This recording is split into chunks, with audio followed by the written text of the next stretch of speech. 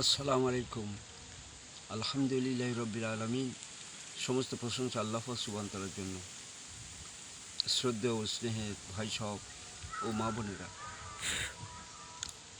এখন আজকে যে ভিডিওটা পাঠানো হচ্ছে, যে সমস্ত মানুষ অন্যায় পথের প্রতি বিভিন্ন খারাপ কাজের সঙ্গে যুক্ত, তাদেরকে ঘৃণা করা যাবে না। কারণ ডাক্তার যদি রুগী ঘৃণা করে, তো রুগী বাঁচবে কী করে? রোগকে ঘৃণা করা দরকার। কোনো মানুষের খারাপ স্বভাবকে ঘৃণা করা, কিন্তু সে মানুষকে ঘৃণা করা যাবে না। তার সঙ্গে ভালো ব্যবহার করা, তার উপর দয়া মায়া প্রয়োগ করা, এবং তাকে এক কাপ চা খাওয়ানো, যদি পান খায় একটা পান খাওয়ানো, এরকমভাবে তার প্রতি সহানুভূতি করা, তাকে ডেকে নিজের বাড়িতে দাওয়াত খাওয়ানো।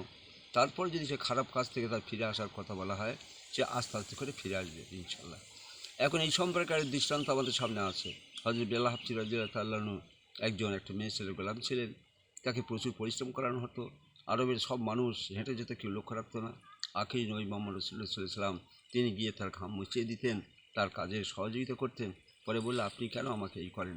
বলছি, তুমি তুমি এই খারাপ পথ থেকে ভালো পথে চলে এসো, তুমি কলমা পড়ে নাও। তিনি কলমা পড়ে নিলেন। তো আল্লাহ পাক সুবহানাহু ওয়া তাআলা তাকে একজন সাহাবী বানিয়ে দিলেন এবং আল্লাহর প্রিয় বান্দা হলেন। আমরা সবাই চেষ্টা করব এই পদ্ধতিতে আমরা কুপথে চলার মানুষকে কাছে আনার চেষ্টা করব ইনশাআল্লাহ।